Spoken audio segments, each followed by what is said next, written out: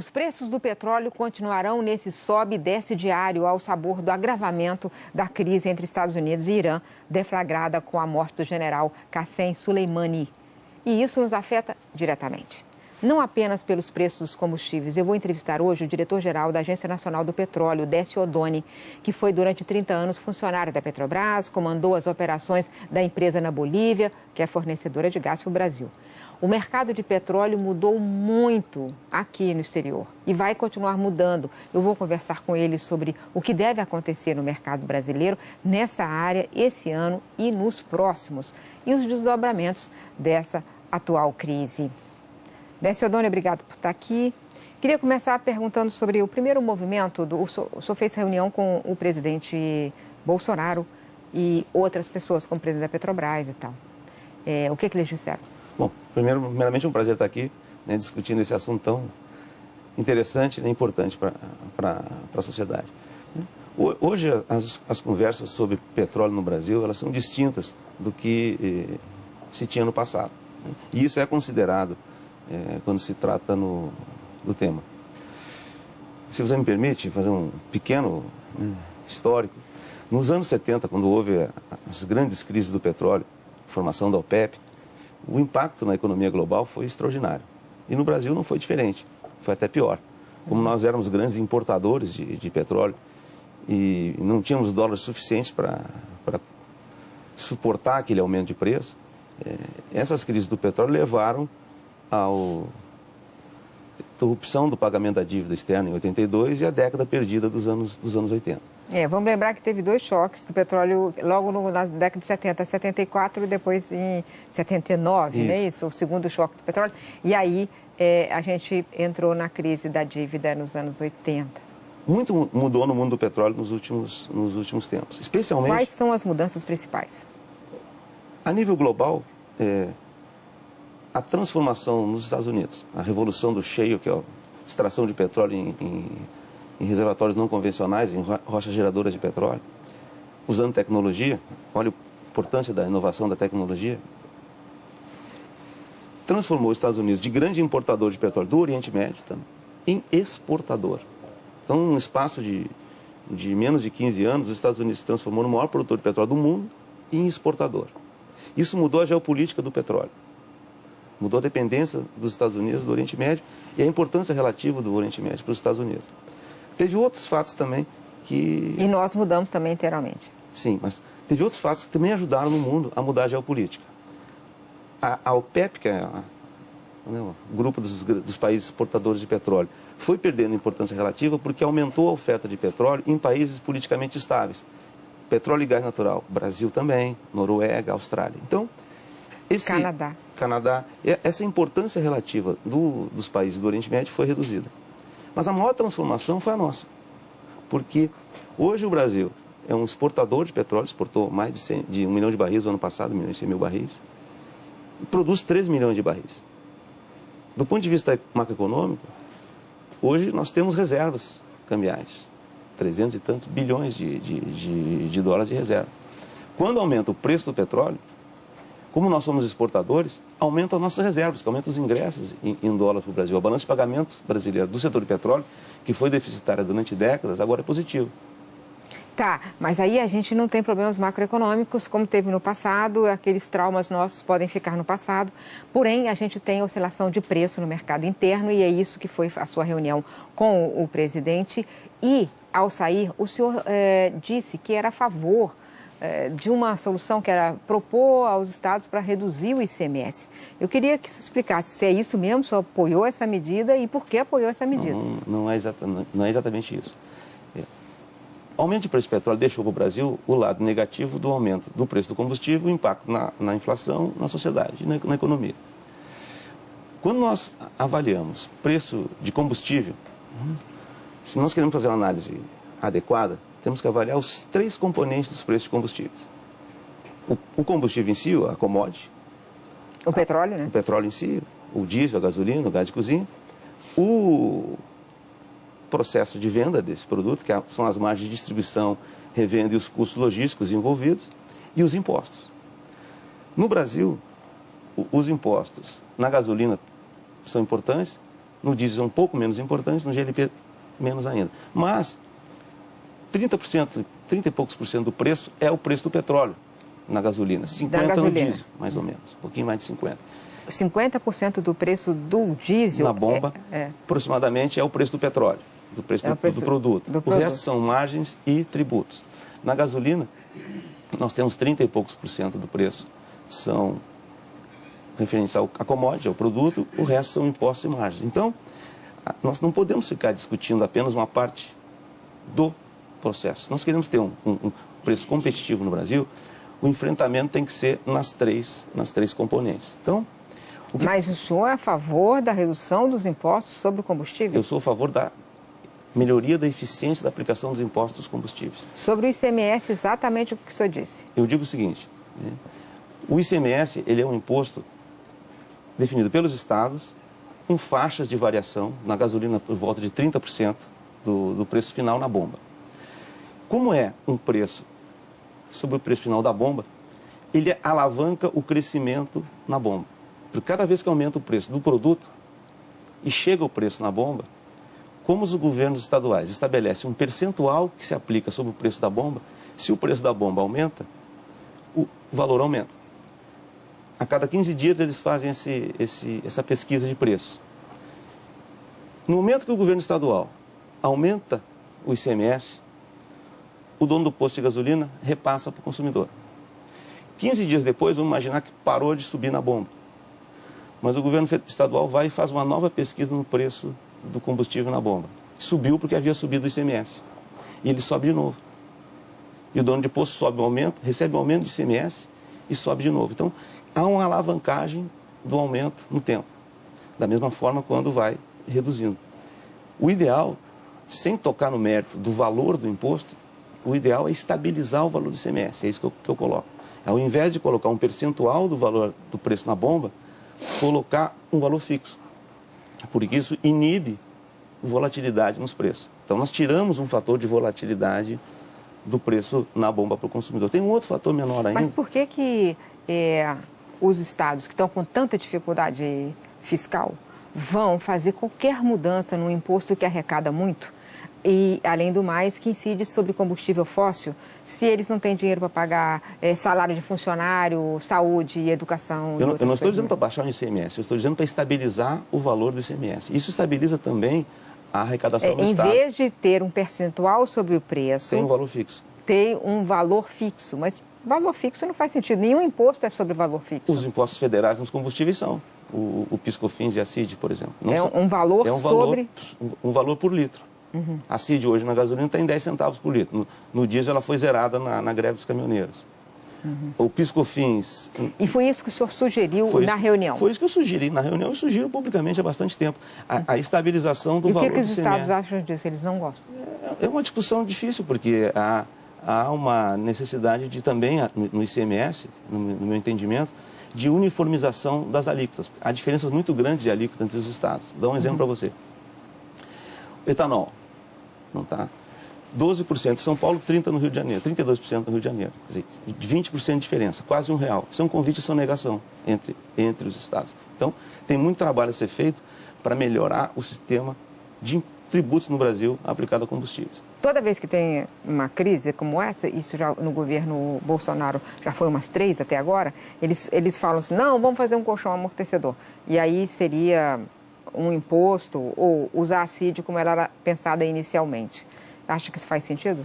Olha, essa é a decisão do governo, se vai ou não vai trabalhar com os impostos para minimizar a volatilidade dos preços dos combustíveis. Nós somos órgãos assessores e assessoramos com informação técnica sobre isso. Né?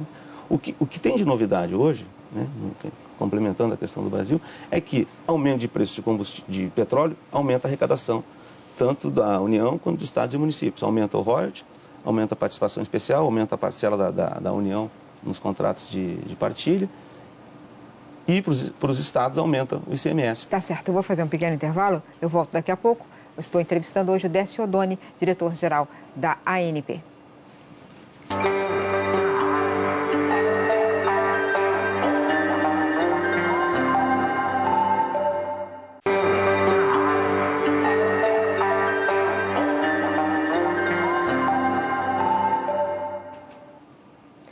Crise do Oriente Médio e os preços do petróleo. Eu estou conversando com Décio Oddone sobre isso, ele é diretor-geral da ANP, Agência Nacional do Petróleo. O senhor tem dito que o Brasil vai, nessa década, vai crescer muito como produtor e eu queria que falasse sobre isso. Quer dizer, quais as suas projeções para o crescimento do Brasil como produtor mundial? A partir de 2017, foram tomadas uma série de medidas, finalzinho de 2016, 2017, que permitiram a retomada dos leilões de petróleo. Coincide com a sua ida para a ANP? Coincide com a minha da ANP, parte desse processo. E o objetivo nosso era tirar a indústria da maior crise que ela já tinha enfrentado, né? Se a gente for lembrar, em 2014, nós tivemos a crise da Lava Jato, que afetou imensamente a Petrobras, e no final do ano, a queda abrupta do preço do petróleo. Com isso, a atividade de exploração e produção de petróleo no Brasil sofreu muito, né? O setor entrou em crise, combinando fatores externos, preço do petróleo, com fatores internos. E o nosso potencial não era aproveitado. Então nós começamos a leiloar as principais áreas do pré-sal, o sucesso foi extraordinário nos leilões iniciais, nós conseguimos atrair grandes companhias para fazer investimentos gigantescos aqui, a Petrobras teve um papel fundamental nesses leilões todos, e as projeções que nós fazemos é que a produção de petróleo do Brasil vai mais que duplicar na próxima década, fruto dos investimentos. Então, hoje a gente produz 3 milhões de barris por dia, então você está imaginando que em 2030 vai ter 6, alguma coisa? Hoje nós produzimos 3 milhões de barris de petróleo, quase 4 de petróleo equivalente, considerando o gás natural. Então, nossa expectativa é chegar a 7 milhões de barris no final da próxima década. E quando a gente for 7 milhões de barris, a gente vai ser qual o tamanho no ranking dos produtores mundiais? Entre os 5 maiores produtores do mundo e entre os 5 maiores exportadores do mundo também. Isso é muito importante. O impacto para a economia vai ser gigantesco, porque a arrecadação oriunda do setor de petróleo vai se multiplicar. Então, fica aí o recado e a preocupação de como utilizar esses recursos, né? São recursos finitos e voláteis. Inclusive, esse último ano aí já aumentou a arrecadação, né? A arrecadação estadual do Rio de Janeiro, por exemplo, por causa do petróleo, aumentou, não aumentou? Por aumento de preço, aumento de produção também. Nós estimamos que o Rio de Janeiro vai ser o local mais beneficiado por esse processo todo. 70% da produção vai estar no litoral do Rio de Janeiro. Então, isso vai trazer um aumento significativo da arrecadação para o Estado. O petróleo é considerado vai acabar, não vai acabar o interesse pelo petróleo, o movimento do mundo de buscar energias não fósseis é muito grande. Eu, quando entrei na indústria do petróleo, se me permite interrupção, eu acreditava que o petróleo ia acabar e que haveria aquela tese do pico de produção. Hoje em dia, o pico vai ser de demanda. Então, quer dizer, vai ter quando é que vai começar a reduzir a demanda global nas suas projeções dessa fonte por causa do crescimento das outras fontes? O petróleo é um produto a caminho da obsolescência. Quer dizer, a sociedade já fez a opção pela transição energética e pelo uso de energias mais limpas. Mas vai haver um período de transição que não vai ser curto, de aumento da presença das fontes renováveis na matriz energética. As principais instituições internacionais, Agência Nacional de Energia e outras que fazem simulações, estimam o pico de demanda por petróleo por volta da década de 2040 e por aí. A partir de então, gradualmente, lentamente, o petróleo vai sendo substituído por outras fontes de energia. O gás natural tem um papel importante nessa transição porque emite menos CO2 e ao longo do tempo as fontes renováveis vão ocupando o espaço do petróleo. Vai sobrar petróleo embaixo da terra e mais à frente. Embaixo do mar. E nós somos um país pobre, com milhões de pessoas abaixo da linha da pobreza, precisamos utilizar esses recursos para ajudar, né, a recuperar a condição de vida dos brasileiros. Então esse é o momento que o país pode crescer a produção, o mundo ainda está consumindo esse produto para financiar o nosso desenvolvimento, é isso que você está falando? É isso, nós vamos perder essa oportunidade. Se a gente não fizer direito. Podíamos ter feito 10 anos atrás, não fizemos. Não teremos mais 10 anos à frente para começar a fazer. Por que o leilão da seção onerosa, os compradores internacionais não apareceram, foi uma decepção e só virou uma compra do Brasil vendendo para o Brasil, ou seja, vendendo para a Petrobras? Porque era muito difícil que fosse diferente. Foi criada toda uma expectativa de que haveria uma enorme disputa por aquelas áreas, e as áreas são extraordinárias. Búzios é o campo mais produtivo de petróleo offshore no mar no mundo. Mas o contrato original, feito em 2010, ele dava à Petrobras o direito de operar, se a companhia que estava controlando aquelas áreas. Por felicidade, a Petrobras encontrou muito mais petróleo do que tinha direito de extrair por um contrato inédito que definia volumes para a Petrobras. Então, esses direitos da Petrobras, eles complicaram imensamente o leilão, porque quem entrasse naqueles campos teria que compensar a Petrobras pelos investimentos já feitos, teria que compensar a Petrobras pela perda de receita que a Petrobras teria no futuro em ter um sócio, e nos dois campos que não foram leiloados. Mas a Petrobras, ela jogou duro demais, foi isso? A Petrobras defende seus interesses corretamente, como qualquer Mas poderia ter feito alguma empresa. Coisa regulatória que tornasse mais interessante o leilão? Poderia ter sido discutido previamente o valor da compensação à Petrobras. Tá certo. Mas se isso fosse feito, se você me permitir, ia estender muito a discussão. E do ponto de vista de oportunidade, era melhor vender logo do que ficar postergando o leilão. Vou dar um número para você.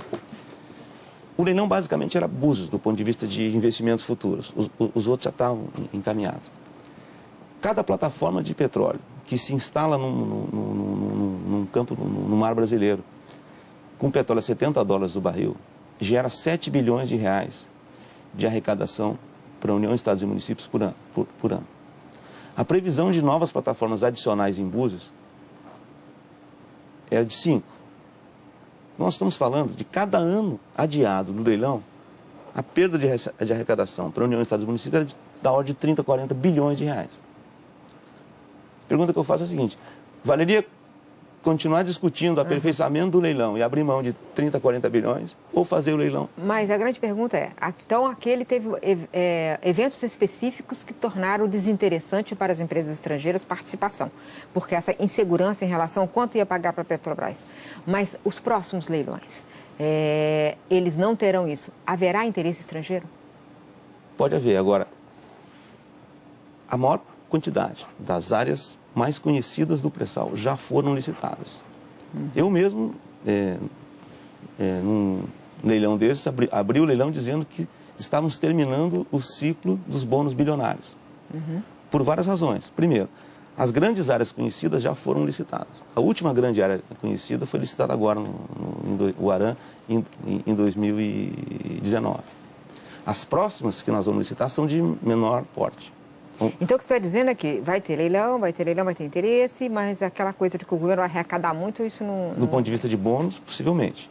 A gente nunca pode confirmar nada em área de petróleo. E tem um outro fenômeno que é muito importante também, que é o seguinte: o petróleo do pré-sal atrai muito.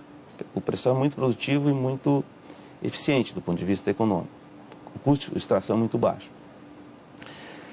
Foi descoberto no final da década passada, 2006, 2007, 2008. E nós represamos a exploração do pré-sal. Não foi oferecido para as empresas. Não teve leilão. A própria Petrobras não tinha acesso a áreas porque o governo não leiloava, exceto a cessão onerosa e o contrato de Libra, que foi feito em 2013.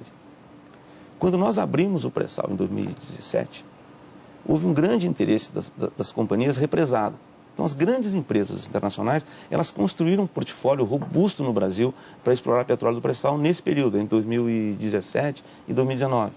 Esse processo de construção de portfólio exploratório por companhia de grande porte, ele não é infinito, ele termina. Esse ciclo acabou, basicamente. O que nós vamos começar a ver, isso é ótimo, é o esperado, é o que nós queremos, é mudança de fase. Quer dizer, agora, nós vamos ver as atividades exploratórias para encontrar esse petróleo e produzir esse petróleo para poder ser um dos 5 maiores produtores daqui a 10 anos. Então, esse é o processo que nós estamos vivendo. Agora vamos fazer uma pergunta de $1 milhão, 1 milhão de barris de petróleo, alguma coisa assim. O que vai acontecer nessa crise do Oriente Médio com o petróleo e com o desenvolvimento da crise mesmo entre os dois países? Se eu soubesse, acho que ninguém sabe. Mas dá para fazer algumas inferências, né? Ouvindo os principais analistas, e hoje em dia é fácil. Você segue algumas pessoas no Twitter, você começa a ter uma percepção da dinâmica das coisas. O que eu tenho visto dos principais analistas nas últimas horas é a percepção de que essa crise está estabilizando. Uhum. Essa é a percepção do momento. Pode mudar? Pode. Não é o cenário mais provável. O que fica disso? Fica o aumento da sensação de incerteza, da insegurança, que de repente, do risco. Pode aparecer uma crise. Eu vou voltar a setembro, quando houve aquele ataque lá na refinarias da Arábia Saudita. Naquele momento, eu fiz uma relação entre o setembro de 2019 na Arábia Saudita com o 9 de setembro nos Estados Unidos em 2001. Por quê? Em 2001, ninguém imaginava que um ataque daquelas proporções nas Torres Gêmeas e no Pentágono, nos Estados Unidos, pudesse ser feito sem uma força militar estruturada, uma força aérea poderosa ou um míssil. De repente, uma inovação, que foi o uso de aviões comerciais como arma, driblaram todo aquele aparato de segurança americano e causaram aquele estrago, aquele drama humano gigantesco, que transformou completamente a sensação de risco nossa, de viagem, de locomoção e tudo mais. A indústria do petróleo sempre imaginou que um ataque fosse capaz de paralisar 50% da produção da Arábia Saudita, só poderia vir de uma força militar estruturada, da mesma forma, um míssil, e de repente com um drone, inovação de novo, um estrago enorme. Então a sensação de segurança foi a grande novidade daquele episódio. Eu acho que agora, com consequência desse caso que nós estamos vivendo do Irã com os Estados Unidos, vai aumentar essa sensação de segurança. Isso tem um impacto no preço. É difícil de precificar, mas fica aquela incerteza. Tá certo. Muito obrigada por estar aqui. Então é isso. O petróleo vai continuar sendo volátil e essa sensação de insegurança fica entre nós, mas aquela crise do passado que a gente viveu daquele jeito não acontece mais porque tudo mudou, inclusive nós. Até a semana que vem. Já acabou?